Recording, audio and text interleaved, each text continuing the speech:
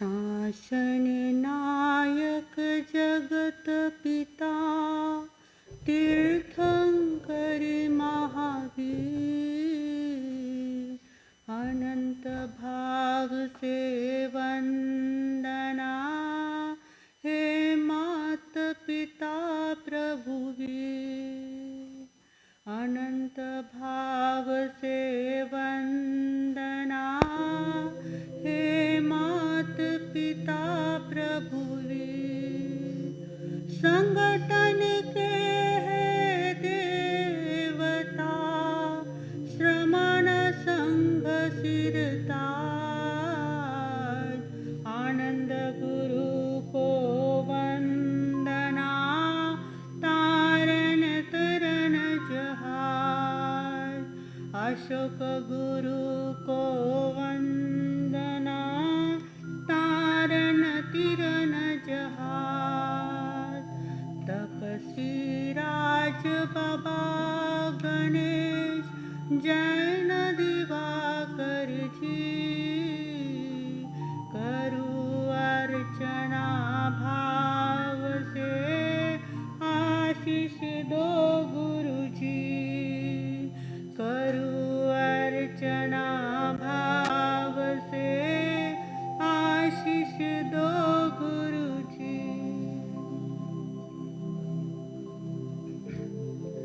चरण तीर्थंकर भगवान महावीर स्वामी के चरणों में अनंत अनंत वंदन। मेरे आस्था के आयाम जन जन के प्राण आचार्य भगवान के चरणों में अनंत अनंत वंदन। मुक्ति का पद दिखाने वाले पूज्य गुरुवर्या के चरणों में अनंत अनंत वंदन। ज्येष्ठ गुरु भगिनी के चरणों में अनंत अनंत वंदन। धर्म सभा में उपस्थित धर्मानुरागियों, भाई और बहनों,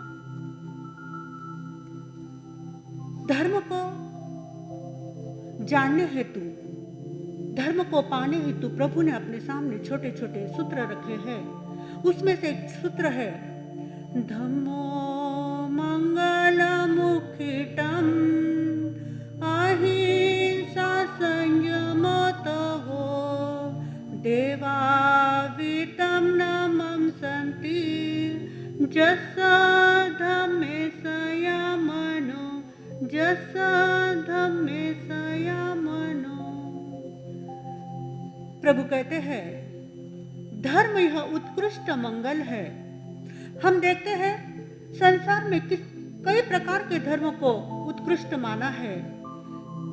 कई बातों को हमने मंगल माना है, जैसे गुड़ को मंगल माना है, दही को मंगल माना है। परीक्षा जाते समय कोई गुड़ देता है, कोई दही देता है। घर में लड़का हुआ तो भी हमने मंगल माना है। लेकिन प्रभु कहते हैं यह मंगल कभी ना कभी अमंगल भी हो सकते हैं, लेकिन धर्म एक ऐसा मंगल है जो कभी अमंगल नहीं होता है। जस धम्मे सया मनो, यानी जिसके मन में यह धर्म सदा रत रहता है, देवा वितम नमम संति, यानी देवता भी उसके चरणों में नतमस्तक होते हैं। केवल क्रिया का धर्म नहीं, भीतर से किया हुआ धर्म देवा वितम नमम संति, देवता भी उनके चरणों में नतमस्तक हो जाते हैं। तो यह कौन सा धर्म है? धर्म क्या है? तो प्रभु कहते हैं धारयति इति धर्म, जो धारण किया जाता है, जो ग्रहण किया जाता है उसे धर्म कहते हैं। कहते हैं प्रभु ने धर्म की कई प्रकार से व्याख्या की है। वस्तु सहावो धम्मोयो, यानी वस्तु का स्वभाव ही धर्म है। जैसे पानी का धर्म क्या है? शीतलता। अग्नि का धर्म क्या है? उष्णता। पानी को चाहे तो आप कितना भी गर्म क्यों ना करें, लेकिन वो अपने स्वभाव में वापस आ जाता है, ठंडा हो जाता है ना। वो कितना ही चाहे गर्म करो, लेकिन वो अपने स्वभाव में वापस आ जाता है। उसी प्रकार धर्म का स्वभाव है, जो वस्तु जैसी है वैसी जानना, देखना और वैसी ही स्वीकार करना, वह है धर्म। कहते हैं नमन करे हम धर्म को, धर्म बड़ा बलिवान, धर्म सदा रक्षा करे, धर्म करे कल्याण। धर्म सदा रक्षा करे, धर्म करे कल्याण। एक जिज्ञासु सेठ ने संत से पूछा, गुरुदेव, जीवन में हम देखते हैं धन पैसा काम आ जाता है, उसकी उपयोगिता नजर पड़ती है, रूप रौनक भी अपनी छाप छोड़ जाती है, पद प्रतिष्ठा भी अपना प्रभाव डालती है, लेकिन धर्म की कोई उपयोगिता नजर नहीं आती है। आपके मन में भी यह सवाल आया होगा, नहीं तो आना चाहिए, कि धर्म की उपयोगिता नजर नहीं आती है। हमने देखा कि रूप, रुपया और रुतबा तीनों ही काम आ जाते हैं, लेकिन धर्म की उपयोगिता नजर नहीं आती। तो भी लोक में क्या वजह है कि धर्म करने की सबसे ज्यादा दुहाई दी जाती है। कहते हैं ना हमारे साथ, धर्म करो जो भी है, लेकिन क्या वजह है कि लोक में सबसे ज्यादा धर्म करने की दुहाई दी जाती है? तो गुरुदेव कहते हैं, उस सेठ ने संत से वही प्रश्न पूछा कि धर्म की उपयोगिता नजर क्यों नहीं आती, कृपा करके आप हमें समझाइए। तब संत ने मुस्कुराते हुए कहा, देखो भाई, ये सामने हवेली खड़ी है, या भले स्थानक ले लो, ये सामने हवेली खड़ी है, क्या तुम्हें हवेली दिखाई दे रही है? हाँ गुरुदेव, ये मुझे हवेली दिखाई दे रही है। क्या पूर्ण हवेली को तुम देख रहे हो? हाँ गुरुदेव, मैं पूरी हवेली को देख रहा हूँ। क्या जितनी हवेली है उतनी तुम्हें दिखाई पड़ रही है? हाँ गुरुदेव, जितनी हवेली है उतनी मुझे दिखाई पड़ रही है। अब मुझे बताओ, इसकी नींव तुम्हें दिखाई पड़ रही है? नहीं गुरुदेव, नींव तो नहीं दिखाई पड़ रही है। तब संत ने कहा, जो भूमि का नींव की हवेली की स्थिरता में है, वही भूमि का जीवन की स्थिरता में धर्म की है। यदि धर्म नहीं है तो कुछ भी नहीं है। यदि धर्म जीवन से निकल जाए तो यह जीवन खड़ा नहीं रह सकता है, या डगमगा जाता है जीवन में स्थिरता नहीं आती। हमें हवेली का एक एक हिस्सा, ऊपरी हिस्सा दिखता है, एक एक हिस्से की उपयोगिता हमें नजर आती है, लेकिन उसकी नींव नजर नहीं आती है। जीवन की स्थिरता में नींव कौन सी है? धर्म की नींव है। कहते हैं, किसी युवक ने पूछा कि हम धर्म को अपने जीवन का फाउंडेशन कैसे माने, कि धर्म हमारे जीवन का फाउंडेशन है, हमें समझ में नहीं आता। तो आप ये बताइए कि हम धर्म को अपने जीवन का फाउंडेशन कैसे माने? तब संत ने कहा, कितना ही धनी व्यक्ति है, उसके पास बेशुमार धन है, लेकिन उसका जीवन कदाचारी होगा तो वो जीवन में सुख पाएगा? नहीं पाएगा। कितना ही रूपवान व्यक्ति है, यदि उसका चारित्र बिगड़ा तो सबकी नजर में वो छा जाएगा? नहीं। कितना ही प्रभावशाली व्यक्ति क्यों न हो, लेकिन उस पद पर बैठा हुआ कितना ही प्रभावशाली व्यक्ति क्यों न हो, लेकिन उसका भाव और बर्ताव यदि खराब हो तो वह जीवन में कुछ कर नहीं पाएगा। उसी प्रकार हमारे जीवन में रूप, रुपया व रुतबा, पैसे, धन, ये हमारे जीवन में कुछ हद तक काम आते हैं, कुछ बाहरी हद तक काम आते हैं, लेकिन जीवन को ऊंचा उठाने के लिए कौन सी नींव है? एक धर्म ही ऐसी नींव है जो हमारे जीवन को ऊंचा उठाती है। कहते हैं, धर्म कोई बला नहीं है, जीवन जीने की कला है। धर्म कोई बला नहीं है, जीवन जीने की कला है। धर्म कोई जीवन का त्याग नहीं है, अच्छे जीवन का सिलसिला है। धर्म जीवन का त्याग नहीं है, अच्छे जीवन का सिलसिला है। धर्म को अफीम बताने वालों ने अभी धर्म समझा ही कहाँ है? धर्म को अफीम यानी नशा क्रियाकांड बताने वालों ने अभी धर्म समझा ही कहाँ है? धर्म और कुछ नहीं है, अपने आप से मुकाबला है, क्योंकि आत्मा ही परमात्मा है। धर्म और कुछ नहीं है, अपने आप से मुकाबला है। प्रभु ने धर्म करने की 4 अवधारणा बताई गई है। पहली अवधारणा ये है, कई लोग धर्म इसलिए करते हैं कि धर्म करेंगे तो हमारे मुसीबत टलेगी, संकट टलेंगे। ये पहली अवधारणा हो गई। दूसरी अवधारणा है, धर्म करेंगे तो हमें क्या, दुर्गति टलेगी और सद्गति प्राप्त होगी। तीसरी अवधारणा है, यदि हम धर्म करेंगे तो हमें पुण्य मिलेगा। और चौथी और मूल अवधारणा है, यदि हम धर्म करेंगे तो हमारे जीवन में रूपांतर आएगा, हमारा जीवन परिवर्तन होगा, जीवन निर्मल बनेगा, जीवन पवित्र बनेगा। अब हमें देखना है इन चार कैटेगरियों में हम कहां पर बैठते हैं। तो सबसे पहले यह है कि कई लोग धर्म इसलिए करते हैं कि हमारी मुसीबत टलेगी, हमारे संकट टलेंगे। कई लोग धर्म इसलिए करते हैं कि हमारे बाप दादाओं ने कहा था, हम परंपरा से धर्म करते आ रहे हैं, बेटा तुम भी धर्म को कभी छोड़ना नहीं।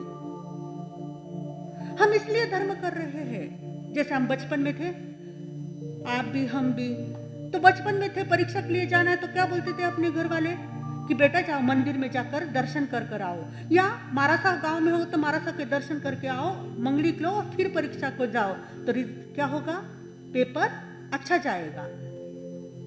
या रिजल्ट लाने जाना है तो हम क्या कहते हैं, बेटा पहले मारासा के दर्शन करना या मंदिर में दर्शन करना और फिर क्या करना, रिजल्ट लाने जाना, तो क्या होगा, रिजल्ट अच्छा निकलेगा। ये विश्वास था, हमें आपको सबको ये विश्वास भरा दिया गया है। और इस अवधारणा के साथ जब हम धर्म करते हैं, जब तक हम धर्म क्रिया करते हैं तब तक तो धर्मी बने रहते हैं, लेकिन थोड़ा भी गड़बड़ा जाए, थोड़ा भी इधर उधर हो जाए, धर्म का फल दिखाई नहीं पड़ रहा है तो क्या हो जाता है, धर्म का रुख हम बदल देते हैं। इस अवधारणा के साथ जब हम धर्म करते हैं तो हमें जैसा उसका फल मिलना चाहिए वैसा हमें उसका फल नहीं मिलता है। हम कई बार ऐसा देखते हैं, बड़े बड़े महापुरुषों की कहानियां पढ़ते हैं, उनके बारे में सुनते हैं, देखते हैं, तो हम क्या पाते हैं, जितने संकट धर्मियों पर आए हैं उतने संकट पापियों पर नहीं आए हैं। पढ़ी है ना महापुरुषों की कहानी, जितने संकट धर्मियों पर आए हैं उतने संकट पापियों पर नहीं आए हैं। जितने उपसर्ग साधुओं पर आए ना उतने उपसर्ग डाकुओं पर आए क्या, नहीं आए। परीक्षा किसकी होती है, सतियों की परीक्षा होती है, वेश्याओं की परीक्षा नहीं होती है। यानी धर्मी पर संकट आते हैं और धर्मी पर संकट नहीं आते। और इधर तो बात क्या कहते हैं, धर्म करते हैं तो हमारा संकट टल जाता है, मुसीबत टल जाती है। फिर कहां बैठता है ये, पारसनाथ भगवान लो, चाहे भगवान महावीर स्वामी और रामचंद्र जी, कृष्ण जी, क्या धर्मी नहीं थे? ये धर्मी थे, लेकिन कितने संकट आए पार्श्वनाथ भगवान पर, कितने संकट आए, 1 दिन 2 दिन 3 दिन नहीं, 10 बहुत तक धर्म संकट नहीं छूटा उन पर, 10 बहुत तक उनको उपसर्ग आए, लेकिन धर्म को उन्होंने नहीं छोड़ा। इधर कहते हैं कि धर्म करने से संकट टलते हैं, फिर ये अवधारणा हमारे भीतर बैठी है कि धर्म करने से संकट टलते हैं। जब तक ये अवधारणा हमारी बदलती नहीं तब तक जीवन में सुधार नहीं आता। धर्म, इसका बड़ा गहराई से चिंतन करना चाहिए कि धर्म संकट को टालता नहीं। एक बात हमेशा याद रखना, धर्म संकट को नहीं टालता, संकट में हमें संभालता है। क्या करता है, संकट में हमें संभालता है। जैसे कर्म करें वैसे तो फल मिलेगा ही, वैसे तो भोगने पड़ेंगे ही, लेकिन धर्म के प्रभाव से वो संकट क्या हो जाते हैं, कम हो जाते हैं, लेकिन नष्ट नहीं होते हैं, हमें संभालता है। धर्म क्या करता है, हमें संभालता है। कोई बीमार रहे, कोई कुछ रहे तो कहीं ये माला फेरो, वो माला फेरो, या हमें कुछ संकट आ जाते तो कहीं ये माला फेरो, तो क्यों, उसके प्रभाव से हम संभल जाते हैं। धर्म हमको संभालता है, इसलिए धर्म करना चाहिए। पहली बात ध्यान में आ गई आपके कि धर्म, पहली अवधारणा है कि धर्म करने से संकट टलते नहीं है, संकटों में हमें धर्म संभालता है। जैसे सीता मैया, प्रभु रामचंद्र जी ने कहा, सीता तुम्हें पीहर से बुलावा आया है, तुम पिताजी ने तुम्हें पीहर बुलाया है, तुम जाओ। सारथी को कहा कि रथ में बैठा कर सीता को छोड़ आना। तब सीता ने कहा जो आपकी आज्ञा। सीता रथ में बैठी। रथ में बैठने के बाद सारथी उसको जंगल की ओर, सारथी उसको लेके चला गया। आधे जंगल तक आया। आधे जंगल में आने के बाद सारथी वहां रुका और रुकने के बाद कहा, सीता जी ने कहा, अरे सारथी, इस भयानक जंगल में आप क्यों रुके हो? अभी तो अपना मुक्काम भी नहीं आया है, आगे चलो सारथी। तब सारथी नीचे उतरा और सारथी जैसे ही नीचे उतरा, सारथी ने कहा, सीता मैया, रामचंद्र जी ने मुझे यहाँ तक ही रुकने की आज्ञा दी, इसके आगे जाने की मुझे आज्ञा नहीं दी है। आपको यहाँ छोड़ने की मुझे आज्ञा मिली है, आगे ले जाने की आज्ञा मुझे नहीं दी है। सीता सोचने लगी, ये मेरे पर ऐसा संकट क्यों आया? क्यों ऐसे राम ने कहा? राम जी ऐसा क्यों करेंगे? ऐसा सारथी से पूछने लगी। तब सारथी ने कहा, सीता मैया, मैं एक बात आपको कहता हूँ। एक धोबी ने आकर राम जी से पूछा, सीता इतने दिन लंका में रही, क्या वो पवित्र है? उनके कहने से आपको जंगल में छोड़ने की मुझे आज्ञा दी है, मैं उसके आगे नहीं चल सकता। और प्रभु रामचंद्र जी ने कहा कि वहां से निकलते वक्त सीता को इतना ही पूछ लेना, मेरे लिए अंतिम संदेश क्या है? तब सीता ने कहा,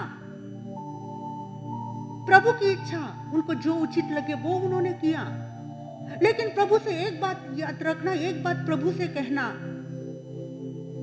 धोबी के कहने से उन्होंने मेरा त्याग किया, धोबी के कहने से उन्होंने मेरा तो त्याग किया, लेकिन लोगों के कहने से कभी धर्म का त्याग मत करना।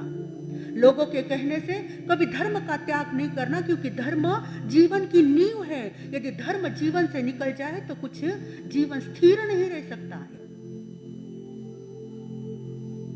कहते हैं, धर्म जगे तो सुख जगे, तन मन फलवत हो। धर्म छूटे तो सुख छूटे, तन मन विफलित हो।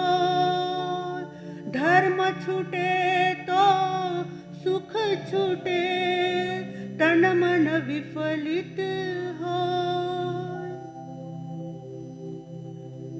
प्रभु ने कहा, एक शिष्य अपने गुरु के पास रहता था। गुरु से शिष्य ने कहा, गुरुदेव, मैं कई वर्षों से आपके पास साधना कर रहा हूं, लेकिन उस साधना का फल, उस साधना का असर मुझ पर दिखाई नहीं पड़ता है। धर्म का कुछ असर मुझ पर दिखाई नहीं पड़ता है। क्या वजह है? क्या मुझे धर्म का कोई लाभ नहीं मिलेगा? तब गुरु ने कहा, धर्म का क्यों नहीं लाभ मिलेगा? धर्म का लाभ मिलेगा। फिर गुरुदेव, मुझे धर्म का लाभ क्यों नहीं मिल रहा है? धर्म का असर मुझ पर क्यों नहीं दिखाई दे रहा है?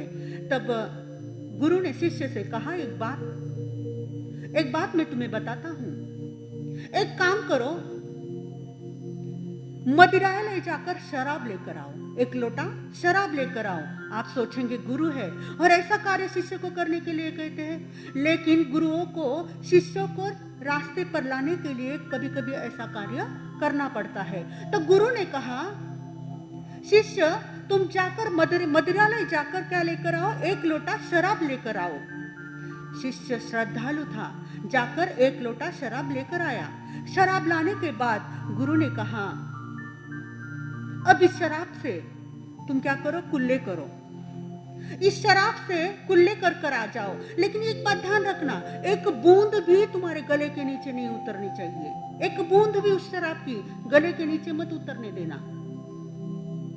तब शिष्य ने वैसा ही कहा, वैसा ही किया। जी गुरुदेव, और गया, और जैसे गया वो, और एक लोटा शराब से क्या किया उसने? कुल्ला कर वापस लौटा और गुरुदेव से कहा कि मैंने कुल्ला कर आ गया हूं। अब गुरुदेव ने कहा, शिष्य मुझे ये बताओ, तुम्हें शराब का नशा चढ़ा? शराब का असर हुआ? कितना नशा चढ़ा तुम्हें? उसने कहा, गुरुदेव आप कैसे बात कर रहे हैं? शराब का नशा कैसे चढ़ता? अगर मेरे भीतर में, मेरे गले के नीचे एक बूंद भी नहीं गई तो उसका असर मुझ पर कैसे पड़ता? एक भी असर नहीं पड़ा, मुझे कुछ असर नहीं पड़ा। तब गुरु ने कहा, अरे सिर्फ धर्म क्रिया का विषय नहीं है, जब उस धर्म हमारे आचरण में आएगा तब उसका प्रभाव पड़ेगा। हमारी चर्या बदलेगी, हमारी चर्चा बदली तो हमारी चर्या बदल जाती है। हमारा चिंतन बदला तो हमारी चर्या क्या हो जाती है, अपने आप बदल जाती है। तो पहली अवधारणा क्या है, हम धर्म करेंगे तो हमारे संकट टलेंगे। संकट टलते नहीं है, संकटों में धर्म हमें संभालता है। दूसरी अवधारणा क्या बताई, अगर यदि हम धर्म करेंगे तो हमें सदगति मिलेगी और हमारी दुर्गति टल जाएगी। तो हमें सदगति मिलने के लिए, स्वर्ग मिलने के लिए धर्म नहीं करना है। हम क्या भारतीय संस्कृतिवादी है, भारतीय संस्कृति इतनी उदार है, जो भी व्यक्ति जाता है तो क्या कहते हैं, उसको स्वर्ग में भेज देते हैं। स्वर्गीय कहते हैं, कभी नरकीय नहीं कहते हैं। बड़ी उदार प्रधान ये भारतीय संस्कृति है, कभी भी स्वर्गीय कहते हैं। लेकिन हम कहते हैं कि स्वर्ग मिलने के लिए, मरने के बाद यदि स्वर्ग जाने के लिए धर्म कभी मत करना, जीते जी जीवन को स्वर्ग बनाने के लिए धर्म करना है। यह दूसरी अवधारणा। तीसरी अवधारणा क्या है, क्या बताए तीसरी अवधारणा, पुण्य कमाने के लिए धर्म करना है। कई लोग ऐसा करते हैं कि धर्म क्यों करते हैं, पुण्य कमाने के लिए। लेकिन पुण्य कमाने के लिए धर्म नहीं करना, पुण्य बनाने के लिए धर्म करना। पुण्य बनाना यानी पवित्र जीवन को पवित्र बनाने के लिए धर्म करना, जीवन को निर्मल और पवित्र बनाने के लिए धर्म करना है। और चौथी और मूल अवधारणा है, धर्म क्यों करना चाहिए, धर्म से हमारे जीवन में रूपांतर आता है, इसलिए हमें धर्म करना है। अब ये चार कैटेगरी में हम किस प्रकार, किस अवधारणा को लेकर धर्म करते हैं, ये हमें देखना चाहिए। किसी कवि ने कहा है, ओ साथी रे धर्म बिना भी क्या जीना, धर्म बिना भी क्या जीना, धर्म बिना तेरी, धर्म बिना तेरी, संयम बिना तेरी, ये जिंदगी जिंदगी ना,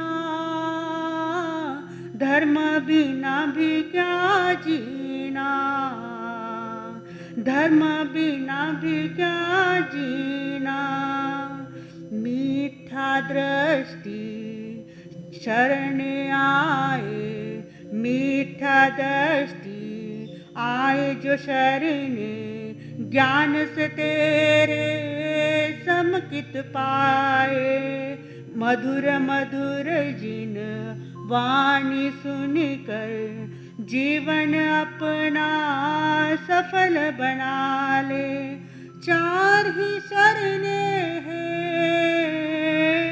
चार ही शरणे हैं, दुखों को हरने हैं, चार ही शरणे हैं, दुखों को हरने हैं, और तो शरणा कोई ना, धर्म बिना भी क्या जीना, धर्म बिना भी क्या जीना। ओ साथी रे धर्म बिना भी क्या जीना, धर्म बिना भी क्या जीना। जिसके जीवन में धर्म की शिष्टता होती है, वही व्यक्ति जीवन की विशिष्टता को प्राप्त करता है, और जिसके जीवन में शिष्टता नहीं है धर्म की, वह विशिष्टता को प्राप्त नहीं करता है, यानी विशेषता को प्राप्त नहीं करता है। धर्म के अभाव में आदमी आदमखोर बनता है, और धर्म के सद्भाव में आदमी आदिनाथ बनने की तैयारी कर लेता है। नौ तत्व रूपी दही और सिद्धांत रूपी रस्सी लेकर यदि बिलोना किया जाए तो मक्खन के रूप में धर्म प्राप्त होगा, और वही धर्म सही धर्म है। गिरते हुए को उठा दे, रोते हुए को हंसा दे, और बिछड़े हुए को मिला दे, वो सही धर्म है। हम धर्म के नाम पर कुछ भी कर देते हैं, और उसे नाम क्या देते हैं, धर्म। धर्म क्रिया नहीं है, धर्म क्या है, अपने आप का, अपने स्वभाव का धर्म होता है। धर्म एक ही है, वितराग धर्म।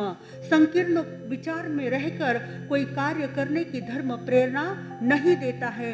जीवन रूपी पुष्प को लेकर आनंद से कैसे जिया जाए, यह धर्म हमें सिखाता है। मुश्किलों में भी हंसते रहना, हंसते कैसे रहना, यह हमें धर्म सिखाता है। हर परिस्थिति में पॉजिटिव सोचना, ये कौन सिखाता है, धर्म सिखाता है।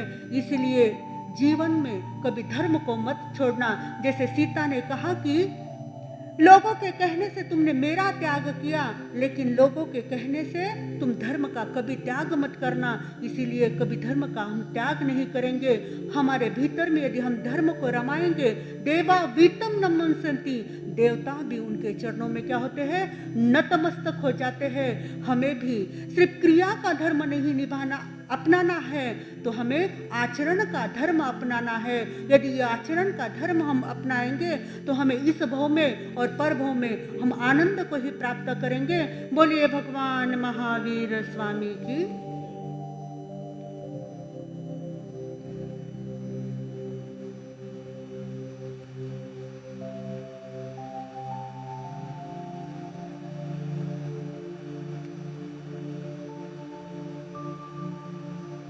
जिन चरणासु अमर भगत रे मुगटारी मनिया पर कासे। जिन चरणासु अमर भगत रे मुगटारी मनिया पर कासे। वणिनाथ गाउन चरणा में नमो जगत का पाप विनाशे। वणिनाथ राउन चरणा में नमो जगत का पाप विनाशे। चरम एवं परम तीर्थंकर अहिंसा के अग्रदूत भगवान महावीर स्वामी को अनंत अनंत वंदन। मेरी आस्था के आयाम लाखों करोड़ों के हृदय सम्राट परम पूज्य आचार्य भगवंत के चरणों में कोटि से वंदन, जिन्होंने हमारे जीवन की डगमगाती नाव को संभाला है, हमारे जीवन को सही दिशा दी है। ऐसे मेरे जीवन रथ के सारथी परम पूज्य गुरु माता के चरणों में कोटि से वंदन करने के पश्चात, धर्म क्या है, धर्म करने से क्या होता है, धर्म करना चाहिए नहीं करना चाहिए, ये सभी बातें आपने अभी सुनी है।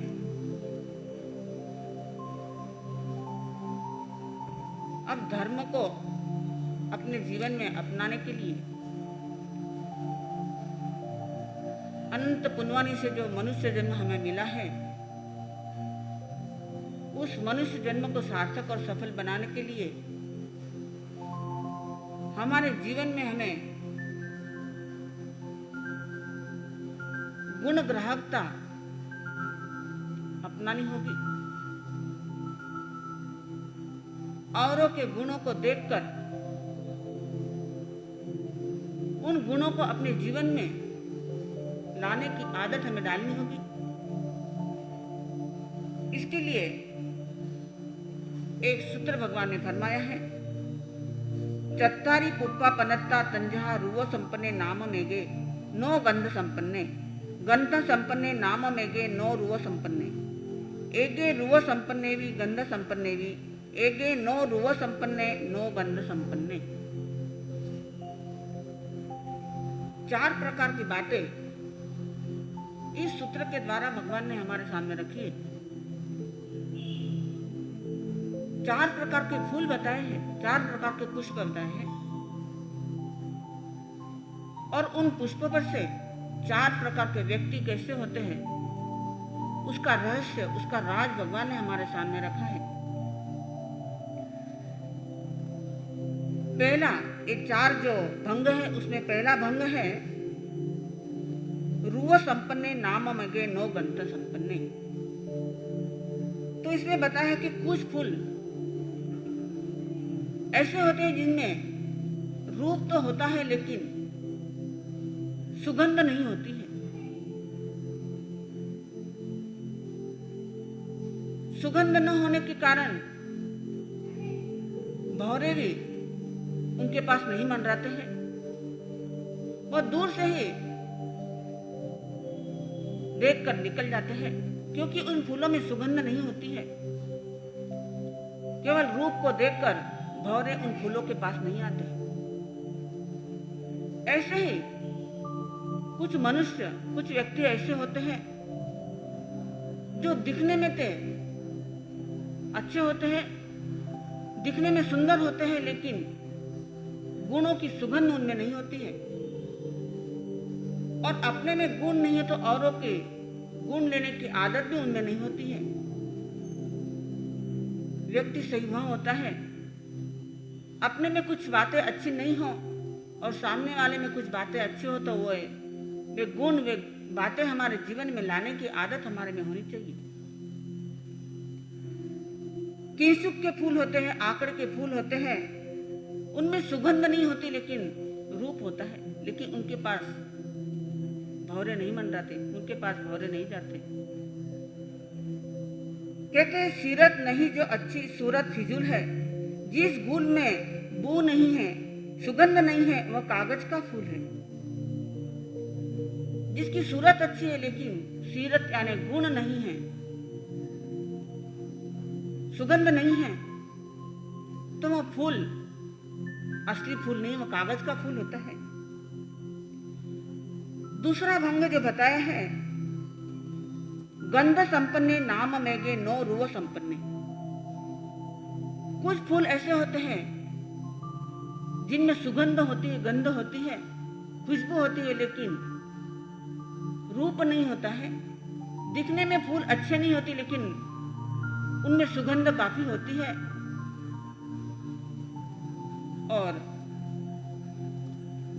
भौरे कहो या मनुष्य कहो, अपने आप उस सुगंध की ओर खींचे चले जाते हैं।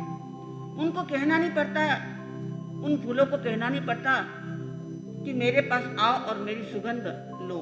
अपने आप भौरे भी और मनुष्य उस सुगंध की ओर खींचे चले जाते हैं।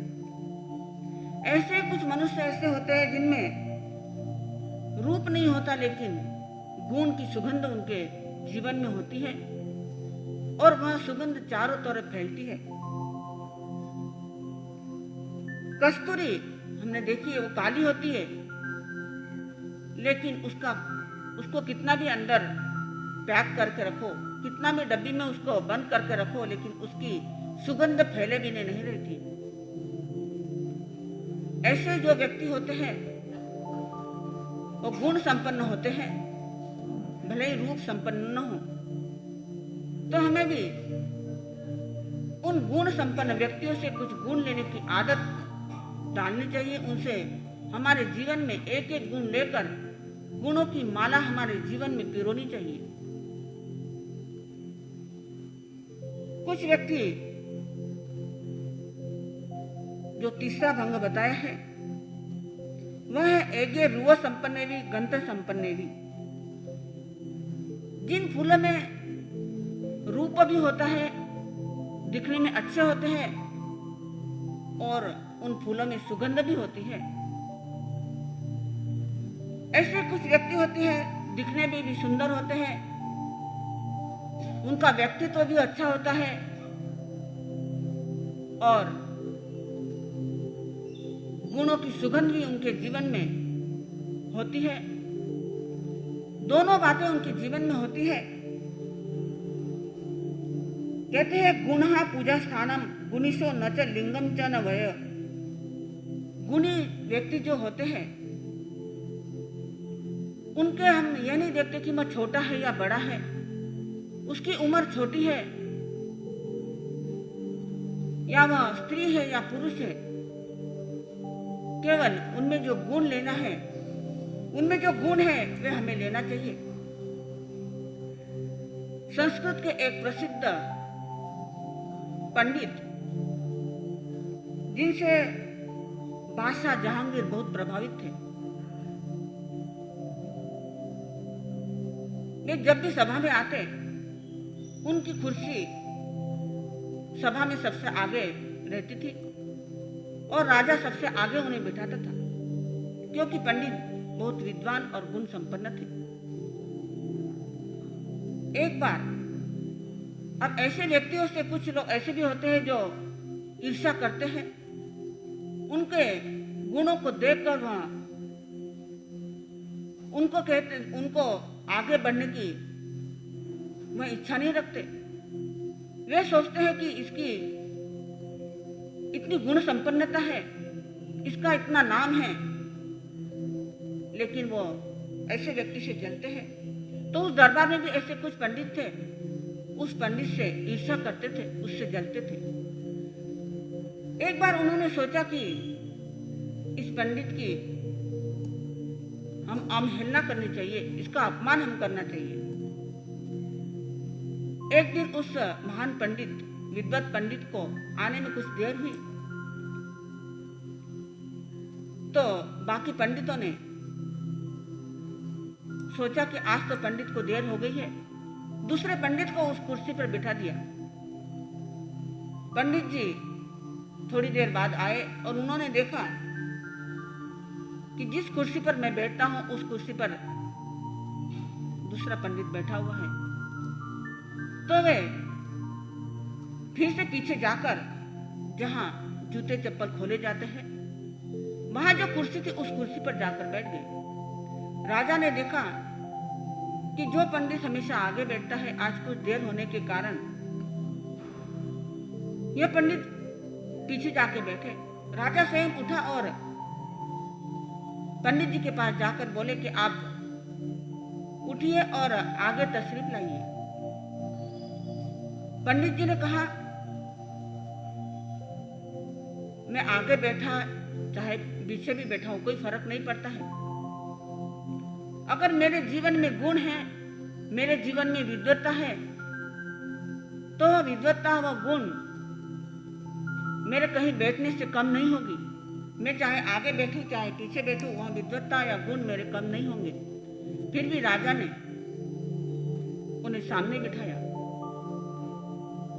तो ऐसे व्यक्ति होते हैं, गुण संपन्न होते हैं, वे जगह को महत्व नहीं देते हैं, अपने जीवन में गुणों को महत्व देते हैं। अब तीसरा जो भंग है, एके रूह संपन्नेवी गंध संपन्नेवी, तो वे फूल सुंदर भी होते हैं और उनकी सुगंध भी होती है। ऐसे व्यक्ति भी होते हैं, जैसे सूफी पाक में हम सुभाउ कुमार का वर्णन पढ़ते हैं। सुभाउ कुमार दिखने में भी सुंदर थे, उनका व्यक्तित्व भी अच्छा था, जीवन में विनय था, भद्र परिणामी थे, कई गुण उनके जीवन में थे। तो तीसरे भंग में ऐसे सुभाउ कुमार जैसे व्यक्ति आते हैं। चौथा जो भंग है वह है एके नो रूह संपन्ने नो गंध संपन्ने। चौथा जो पुष्प है, चौथा जो फूल है, वह फूल जिसमें न रूप होता है न गंध होती है। ऐसे फूल के पास न कोई व्यक्ति जाता है न कोई भंवरे मंडराते हैं। कुछ मनुष्य ऐसे भी होते हैं जिनमें कोई मानवता, दया, करुणा जैसे कोई गुण नहीं होते हैं। वे अपने आप को भले ही गुण संपन्न समझे, रूप संपन्न समझे, लेकिन उनमें कोई गुण, कोई रूप नहीं होता है। उनको पशु की उपमा दी जाए तो वह भी नहीं चलेगा, क्योंकि पशु भी, पंछी भी कई कई सुंदर होते हैं, उनके रंग भी इतने अच्छे होते हैं। और पशुओं में भी अलग अलग गुण होते हैं। जैसे सिंह में पराक्रम होता है, घोड़े में शक्ति होती है, हाथी में धीरता, गंभीरता होती है, श्वान में वफादारी होती है। ऐसे प्राणियों में भी कई गुण होते हैं। लेकिन कुछ मनुष्य ऐसे भी होते हैं जिनमें न रूप होता है न गुण होते हैं। किस व्यक्ति में ज्ञान भी होता है और शील भी होता है। कोई व्यक्ति में न ज्ञान होता है न शील होता है। कुछ व्यक्तियों में ज्ञान होता है तो शील नहीं होता है, और कुछ व्यक्तियों में शील होता है तो ज्ञान नहीं होता है। तो हमें जो चार जो फूल बताए हैं, उसी तरह चार प्रकार के मनुष्य बताए हैं। तो हमें जो व्यक्ति रूप संपन्न भी है और गुण संपन्न भी है, उस कैटेगरी में, उस प्रकार में हमें बैठना है।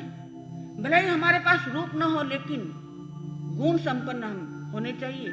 हमारे में कोई अच्छी बातें नहीं भी हो, कोई गुण नहीं भी हो, तो सामने वाले में अगर गुण दिखाई दे तो वे गुण लेने की आदत हम डालें। कवि ने भी कहा है, गुण पे हो बलिहार बनो तुम ज्ञानी जी, कहती है ललकार सुनो जिनवानी जी।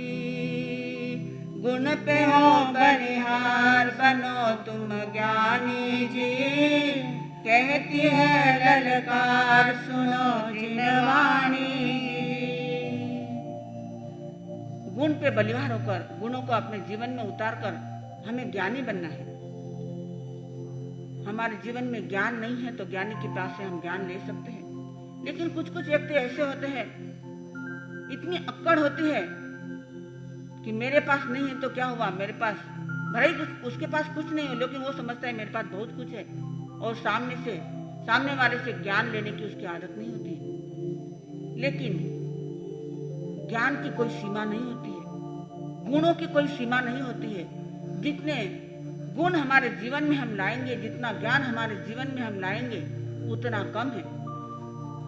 तो गुणों को, ज्ञान को, अच्छे गुणों को अपने जीवन में लाने की हम आदत डालें। कहते हैं, बुरा जो देखन में चला बुरा न मिलिया कोई, जो दिल खोजा आपना मौसू बुरा न कोई। हम लोगों को बुरा कहते हैं, लोगों को गलत कहते हैं, लोगों को अवगुणी कहते हैं, लेकिन हम यह नहीं सोचते कि मेरे में कितने अवगुण हैं, मैं कितना बुरा हूं। हम एक उंगली औरों के पास करते हैं तो 3 उंगली हमारे पास होती है। इससे अच्छा है कि एक भी उंगली औरों के पास मत करो। उनके पास जो गुण है लो, उनकी गुण दृष्टि हमारे जीवन में लाओ।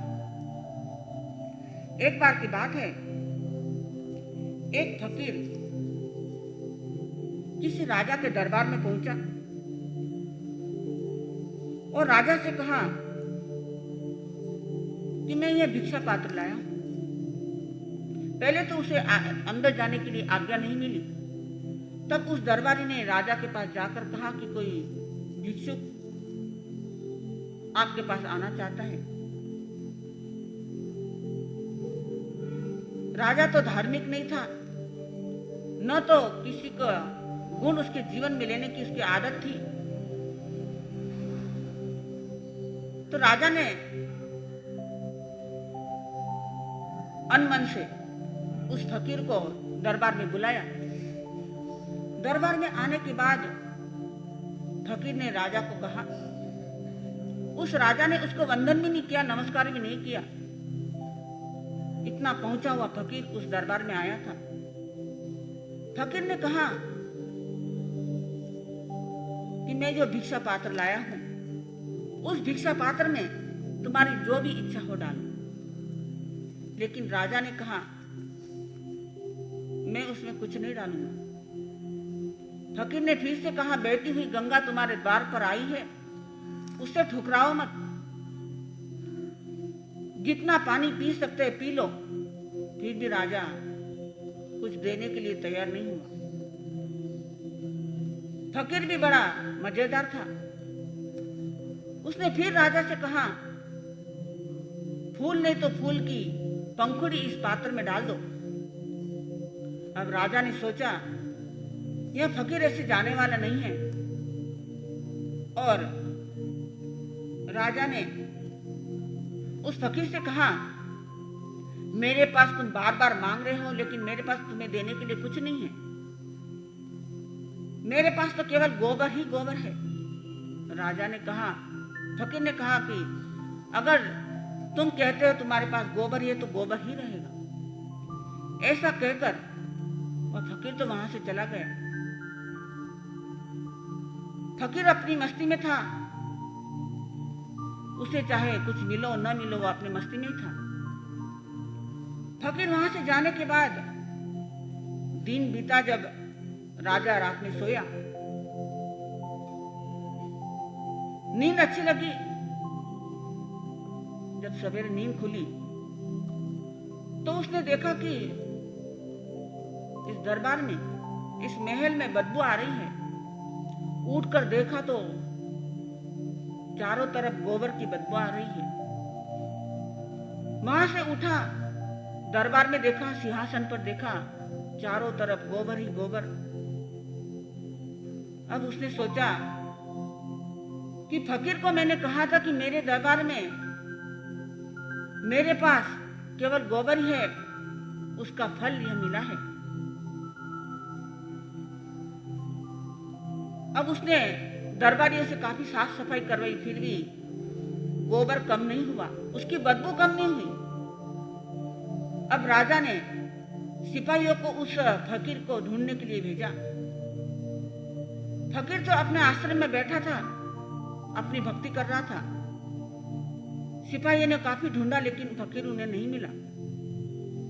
फिर राजा स्वयं सिपाहियों को लेकर उस फकीर को ढूंढने के लिए निकला और फकीर को ढूंढा। फकीर एक आश्रम में अपनी मस्ती में बैठा था। राजा वहां पहुंचा और उस फकीर से कहा कि मेरे से गलती हो गई है, मैंने आपका अभिनय किया है, मैंने आपके पात्र में कुछ नहीं डाला, मुझे माफ कर दो। और मेरे महल में, मेरे दरबार में, मेरे सिंहासन पर जो भी गोबर की बदबू है वहां निकाल दो।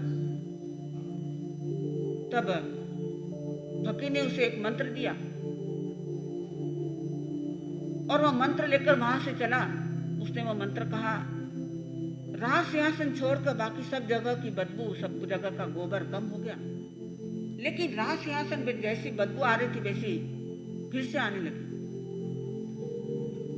राजा फिर से उस फकीर के पास पहुंचा और फकीर से कहा कि राज सिंहासन जैसा पहले था वैसा अभी नहीं हुआ है, अभी वह गोबर से सना हुआ है, आप कृपा कीजिए और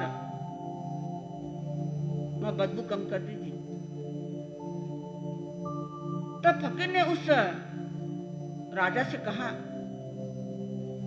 कि तुम्हारे दरबार में ऐसा कोई व्यक्ति ढूंढो जो तुम्हारी निंदा नहीं कर रहा हो। जब कोई ऐसा व्यक्ति मिलेगा तब आगे की बात बनेगी। और राजा दरबार में पहुंचा। रात को वेश बदलकर वह घर घर जा रहा था।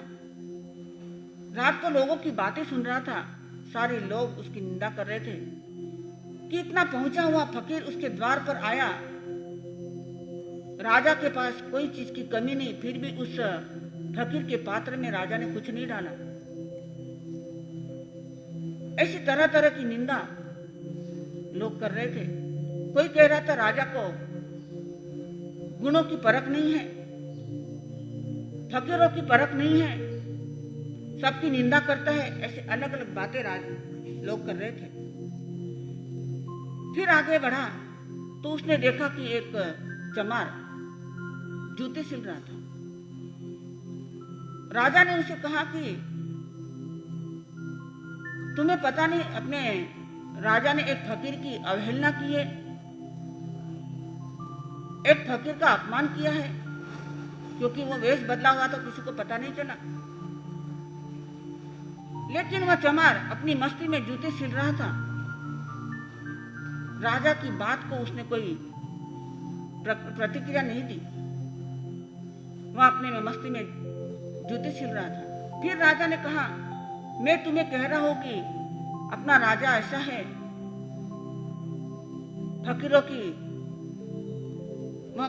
के पास नहीं जाता है, उनकी निंदा करता है, उनके अवगुणों को देखता है। फिर उस चमार ने कहा, अगर राजा ने उस फकीर की निंदा की है, उनके अवगुण देखे हैं, उनका अपमान किया है, उससे मुझे क्या लेना है? उसका फल राजा को मिलेगा, मैं उस राजा की निंदा क्यों करूं? मुझे अगर किसी में कुछ अच्छे गुण दिखाई दिए तो मैं वह केवल गुण लेता हूं। मैं किसी की निंदा नहीं करता हूं, किसी का अपमान नहीं करता हूं। अब राजा ने देखा सारे लोग मेरी निंदा कर रहे हैं, केवल एक ही व्यक्ति है जो मेरी निंदा नहीं कर रहा है। तो राजा ने उस चमार से एक बात सीखी। फकीर से उसके जीवन में कोई परिवर्तन नहीं आया, लेकिन चमार की जो वृत्ति देखी उसने कि मैं इतनी राजा की निंदा कर रहा हूं, लेकिन चमार फिर से कोई प्रतिक्रिया नहीं दे रहा है। तो राजा ने उस चमार से एक आदत अपने जीवन में डाली, किसी की निंदा नहीं करना, साधु संतों की, फकीरों की निंदा नहीं करना, उनका अपमान नहीं करना। जिनके पास जो गुण है उन गुणों को अपने जीवन में उतारना। आए हैं जो भी व्यक्ति द्वार पर आता है उनके पात्र में कुछ न कुछ देना। ऐसे अच्छे अच्छे गुण अपने जीवन में उस चमार के द्वारा अपने जीवन में उसने लाए। उसने फकीर ने कहा था कि जब कोई ऐसा व्यक्ति मिलेगा जो तुम्हारी निंदा नहीं कर रहा है तब तुम्हारा राज सिंहासन अच्छा हो जाएगा।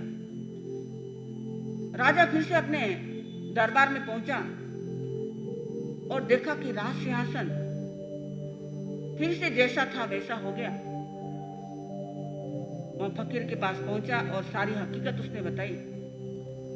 फकीर ने कहा इसके आगे कोई फकीर का अपमान मत करना। अपने जीवन में धार्मिकता लाना, अपने जीवन में गुण दृष्टि को अपने जीवन में लाना, तब कहीं तुम्हारा जीवन का उद्धार होगा। तुम राजा हो, प्रजा के रक्षक हो, तुम्हारे पास कोई चीज की कमी नहीं है, लेकिन सबसे बड़ी कमी यह है तुम्हारे जीवन में गुण दृष्टि नहीं है। निंदा तुम लोगों की करते हो, जब यह छूट जाएगा तुम्हारा जीवन सफल हो जाएगा। और सही में राजा का जीवन उसके बाद परिवर्तन हो गया। तो हमारे जीवन में भी कई प्रसंग ऐसे आते हैं, उन प्रसंगों पर हम ध्यान नहीं देते। जिनके पास जो अच्छी बात है उनको ग्रहण हमें करना होगा। दूसरों की निंदा न करते हुए अपने जीवन में हमारे अवगुणों की निंदा हमें करना है, तो ही हमारा मनुष्य जीवन सफल और सार्थक हो सकता है। कवि कहते हैं, पर की निंदा कर कर आपना,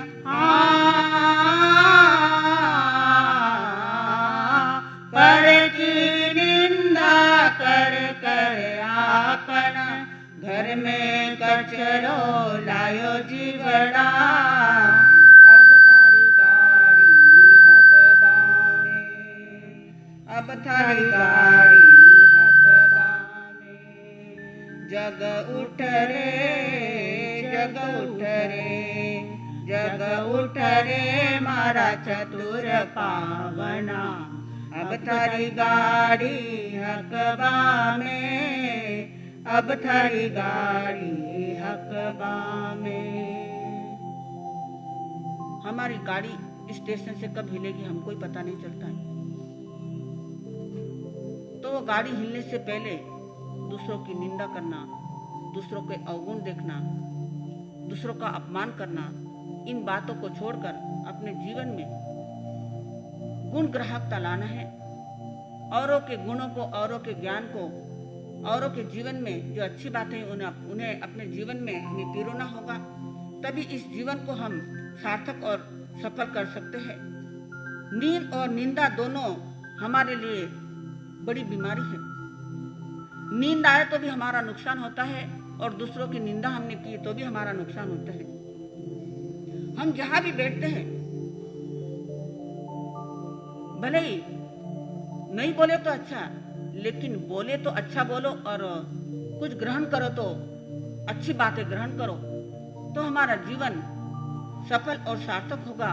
उसके लिए कहना चाहिए, संकल्प हो हमारा इंसान हम बनेंगे, संकल्प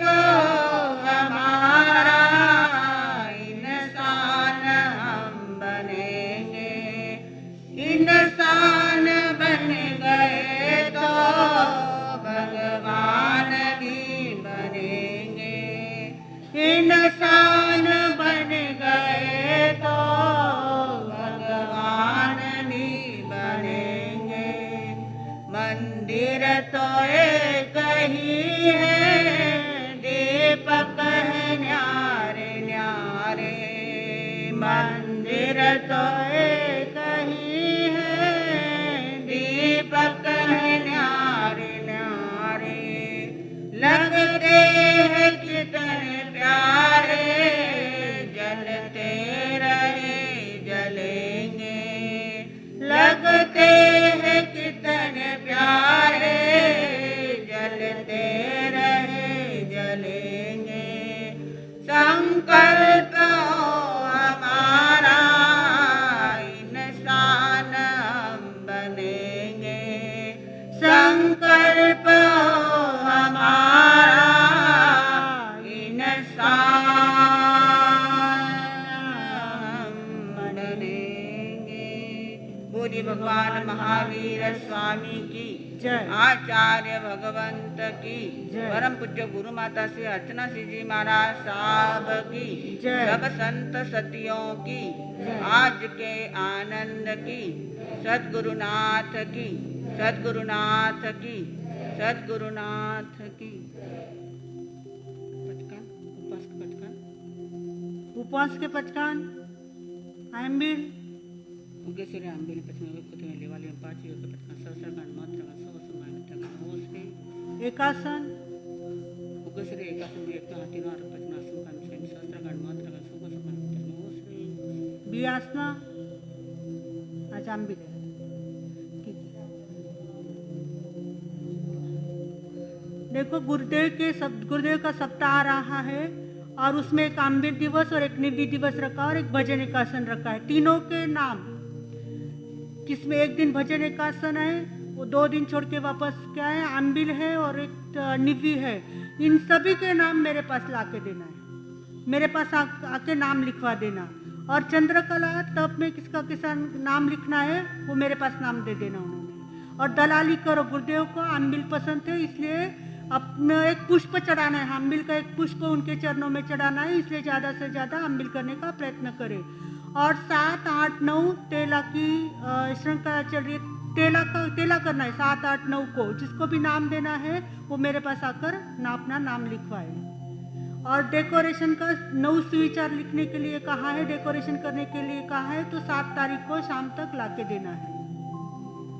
और बड़े मर सका और पहले डिक्लेयर किया था कि रविवार को माँ के ऊपर व्याख्यान होगा करके, लेकिन रविवार की बजाय बुधवार को रखा है, इसका ध्यान रखना। कल बड़े मासा प्रवचन में आएंगे, कल बड़े मासा पधारेंगे, लेकिन कल का जो विषय दिया था वो कल नहीं होगा, बुधवार को रखा है।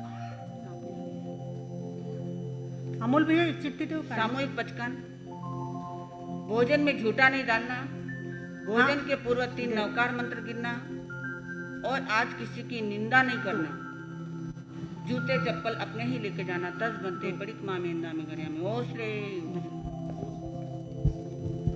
कल प्रश्न पूछा था भावना कितनी प्रकार की व्याख्यान में कही है, भावना कितनी व्याख्यान में भावना का ही विषय चल रहा था ना, तो 12 भावना अलग है। कल 12 भावना का विषय नहीं था, तो कल था 4 भावना कही है, तो एक दानवी, मानवी, दैवी और बुद्ध भावना, ये 4 प्रकार की भावना कही है। सभी के सिर्फ एक 12 भावना आया है, बाकी सभी के उत्तर सही है। तो आज का बख्शिश के अधिकारी है प्रभा चंद्रकांत जी गादिया। कल का आपका रहा बख्शिश, आप लेके गए कल? नहीं ना, लेके जाना। और दूसरा है सो संगीता कांतिलाल जी भूरड़, 2 जन बख्शिश के अधिकारी है, बाद में लेके जाना मेरे से। आज का प्रश्न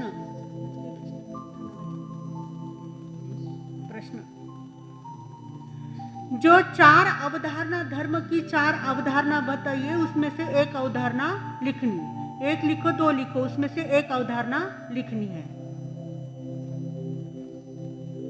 अमूल भैया आंबिल की दलाली करो, चंद्रकला तो पे निधि की दलाली करो, मेन बात है। यहाँ पे विराजित सतियों को मेरा वंदन। इस धर्म सभा में उपस्थित सभी श्रावक श्राविकाएं बुजुर्ग, इनको मेरा सस्नेह जय जिनेन्द्र। आज जिन्होंने तपस्या की है उनकी सुख साता पूछते हुए श्री संघ की तरफ से मैं उनको धन्यवाद देता हूँ। राष्ट्र संत आचार्य सम्राट परम पूज्य आनंद ऋषि जी महाराज साहब, इनकी 121वीं जन्म जयंती के निमित्त यहाँ पे उपस्थित सभी साध्वी जी के सानिध्य में लोनावाला संघ अपना संघ आनंद सप्ताह मनाने जा रहा है। इस आनंद सप्ताह का कार्यक्रम मैं आपके सामने रख रहा हूँ। आनंद सप्ताह मंगलवार 3 अगस्त से लेके सोमवार 9 अगस्त तक मनाया जाएगा। इस सप्ताह में, इस आनंद सप्ताह में साधना के विविध रंगों से हम ये आनंद सप्ताह मनाएंगे। मंगलवार 3 अगस्त को मौन दिन रखा गया है। 1 घंटा मौन कर लेना। मंगलवार के दिन सभी जनों ने 1 घंटा मौन कर लेना। बुधवार दिनांक 4 अगस्त को पंचरंगी सामायिक का आयोजन किया गया है। पचरंगी सामयिक, 5 सामयिक में 5 जन, 5 सामयिक का 5 जन, 4 सामयिक के 5 जन, 3 सामयिक के 5 जन, 2 सामयिक के 5 जन और 1 सामयिक के 5 जन, ऐसी पचरंगी रखी हुई है।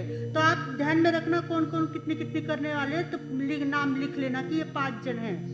तो 5 सामयिक में 5 जन, 4, 3, 2, 1 ऐसे 5 जन चाहिए।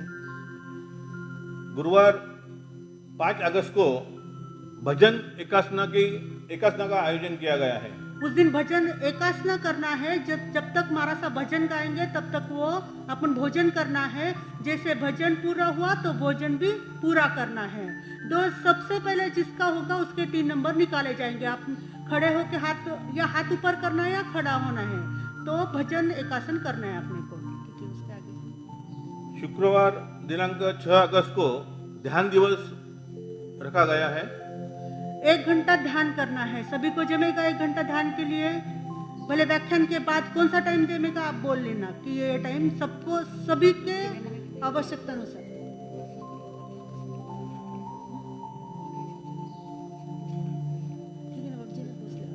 ऐसे बड़े महाराज को भी समय पूछ लूंगी। और 1 घंटा ध्यान करना है। जैसे गुरुदेव तो कितना ध्यान करते हैं, तो आचार्य शिव मुनि जी महाराज, तो अपने को कम से कम 1 घंटा ध्यान करना है उस दिन के लिए। शनिवार दिनांक 7 अगस्त को आयम्बिल दिन रखा गया है। अम्बिल दिवस शनिवार को, गुरुदेव का वार है शनिवार, और गुरुदेव को अम्बिल पसंद है, इसलिए अम्बिल का पुष्प उनके चरणों में चढ़ाना है। इसलिए ज्यादा से ज्यादा अम्बिल करने का प्रयत्न करें, दलाली करना है। रविवार दिनांक 8 अगस्त को दया का आयोजन रखा गया है। सभी ने कहा रविवार को किसी को छुट्टी, ऑफिस को किसी को क्या रहता है, इसलिए रविवार दया दिवस रखा गया है। सभी जन दया में भाग ले रहे। सोमवार 9 अगस्त को निवा नहीं निवी करना है। निवी जैसे छाछ और रोटी सारी व्यवस्था, जैसे अम्बिल की व्यवस्था नीचे हो जाएगी, एकासन की व्यवस्था नीचे हो जाएगी, वैसे निवी की व्यवस्था भी यहाँ संघ लोग ही करेंगे, संघ के लोग ही करेंगे। इसलिए ज्यादा में से ज्यादा निवी छाछ रोटी खाना है उस दिन सिर्फ। तो ज्यादा से ज्यादा निवी की दलाली करें। नाम मेरे पास आकर दे देना है। इसी दरमियान 7 तारीख से 9 तारीख तक चंदनमाला तेला का आयोजन। चंदनमाला रहो या ऐसा रहो, तेला का आयोजन किया गया है गुरुदेव के चरणों में। जिसको कि तेला करना है 7, 8, 9 नाम मेरे पास आकर दे देवे। और ये 7, 8, 9 तारीख को जो तेला करेंगे तो उसके पारने की व्यवस्था श्री संघ की तरफ से 10 तारीख को यहाँ पे रखी गई है, आयोजन किया गया है। तो जो तेला में सम्मिलित हो गए उन्होंने ये ध्यान रखना। इसी प्रकार यहाँ पे स्लोगन प्रतियोगिता का आयोजन किया गया है।